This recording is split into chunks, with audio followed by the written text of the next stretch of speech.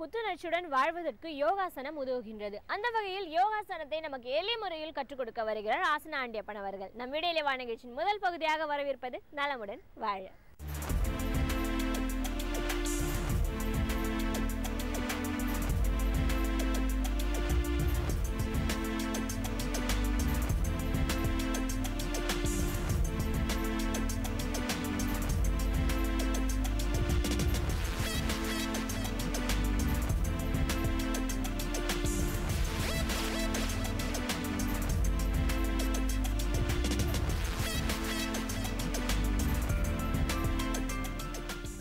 என் இனிய உலகத்தமிழ் மக்களே, தாய்மார்களே, பெரியோர்களே, சிறார்களே, என் அருமைச் சீடர்களே, யோக நண்பர்களே, யோக விரும்பிகளே, உங்கள் அனைவருக்கும் என் இனிய காலை வணக்கம்.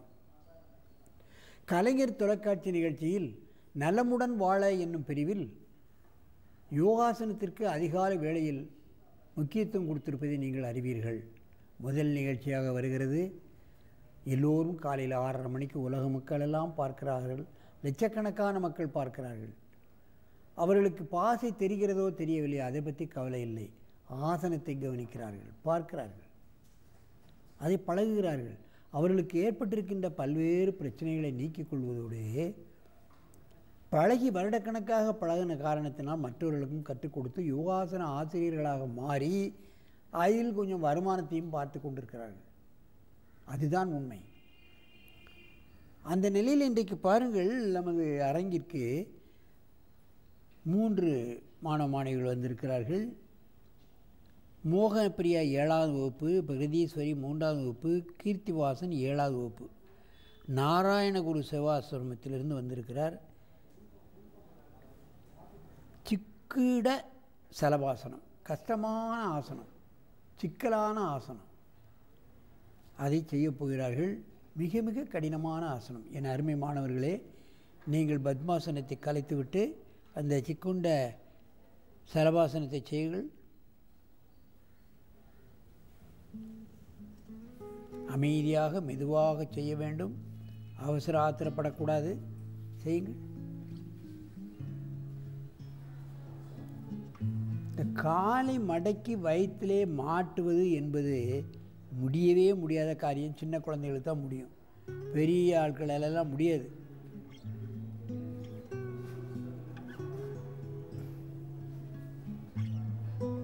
அந்த குழந்தையை பாருங்கள், காலை தரையிலேயே வைத்து விட்டது. அந்த அளவுக்கு ஃப்ளெக்சிபிலிட்டி முதுகில் வருகிறது. அவ்வளவு அற்புதமான ஆசனம். மெதுவாக இந்த ஆசனத்தை கலையுங்கள்.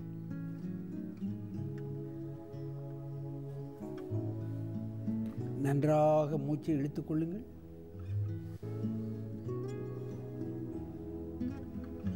மீண்டும் ஒரு முறை இந்த ஆசனத்தை செய்யுங்கள்.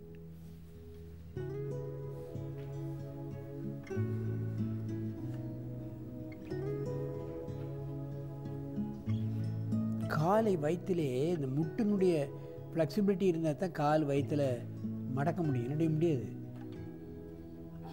அது தவிர கையை ப்ரெஷர் கொடுத்தோன்னா ஆட்டோமேட்டிக்காக முதுகினுடைய பலத்தினால இடுப்பு பகுதிக்கு கீழே உள்ள ஒரு வெயிட்டை அப்படியே தூக்கி முன்பக்கமாக கொண்டு வருவது என்பது முதுகு பலத்தினால் தான் கொண்டாடுது. கையை தரையில் அழுத்தும் பொழுது முதுகு பலத்தினால் வருது. இது கடினமான ஆசனம். அது தரையில் தொடுவது என்பது மிக மிக கடினம். மெதுவாக இந்த ஆசனத்தை இறக்குங்கள்.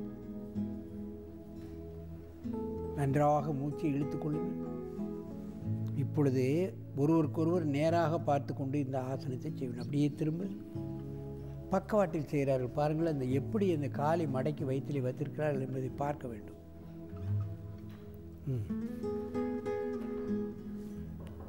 அது ஆட்டோமேட்டிக்காக தூக்குது பாருங்கள், அதைத்தான் நீங்கள் கவனிக்கணும். யாருக்கு பயிற்சி அதிகமாக இருக்குது இல்லை என்பதை பார்த்தாலே தெரிந்துவிடும். அதைத்தான் நீங்கள் கவனிக்க வேண்டும்.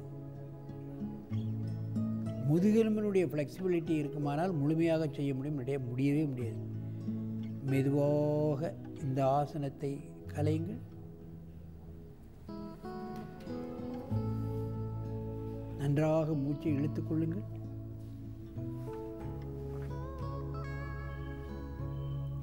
மீண்டும் ஒரு முறை இந்த ஆசனத்தை செய்யுங்கள்.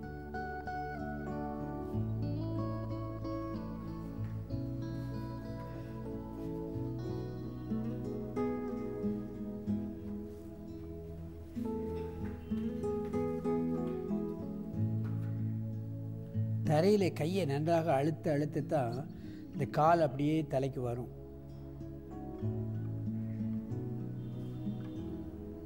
சிக்குண்ட சலபாசனம் எவ்வளவு சிக்கலான ஆசனம் பாருங்கள். குழந்தைகளுக்கு ஆரம்பத்தில் செய்வது ரொம்ப கஷ்டம். மெதுவாக இந்த ஆசனத்தை கலையுங்கள்.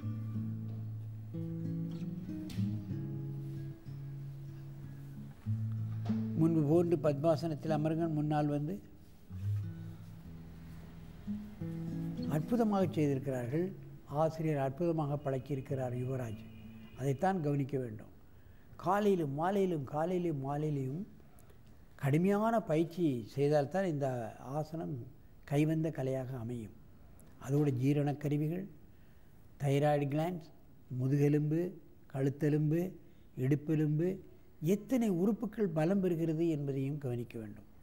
அந்த உறுப்புகளில் ஏற்பட்டிருக்கின்ற பல்வேறு பிரச்சனைகள் நீங்குவதையும் நாம் கவனிக்க வேண்டும். நமது முனிவர்கள் இத்தனை ஆசனங்களை வைத்திருக்கிறார்களா, இத்தனை நெளிவு சுழிவுகள் இருக்கிறதா என்று வெளிநாட்டினர்கள் எல்லாம் ஆச்சரியப்படுகிறார்கள். பல்கலைக்கழகத்திலே இதை ஒரு பாடமாக வைத்து ஆராய்ச்சி செய்து கொண்டிருக்கிறார்கள். இந்த ஆசனத்தை செய்யும் பொழுது உடலில் மாறுபாடு, இரத்தத்தில் என்ன மாறுபாடு, அது ஆசனம் செய்வதற்கு முன்னால் இரத்தத்திலே உள்ள மினரல்ஸ் எப்படி இருக்கிறது, பின்னால் எப்படி இருக்கிறது, இப்படியெல்லாம் வெளிநாட்டிலே ஆராய்ச்சி செய்து புத்தகங்களாக வெளியிட்டு கோடி கோடியாக சம்பாத்தியம் செய்து கொண்டு இருக்கிறார்கள்.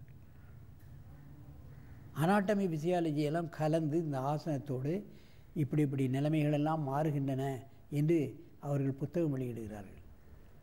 என் அருமை பெரியோர்களே, இவைகளெல்லாம் ஏதோ ஒரு பயிற்சி, இது ஏதோ ஒரு சர்க்கஸ் என்று நினைக்காமல் இது ஒரு தவநிலை, வாழ்க்கையை முன்னேற்றும், நோய் எதிர்ப்பு சக்தியை தரும், நினைத்ததை நடத்தும், நினைத்தபடி நாம் வாழ முடியும் என்பதை எண்ணி மக்கள் அனைவரும் வயது வித்தியாசம் இல்லாமல், ஜாதி வித்தியாசம் இல்லாமல் பழகி பலன் பெற வேண்டும் என்று கேட்டு உங்களிடமிருந்து விடைபெறுவது ஆசனம் ஆண்டியப்பன்.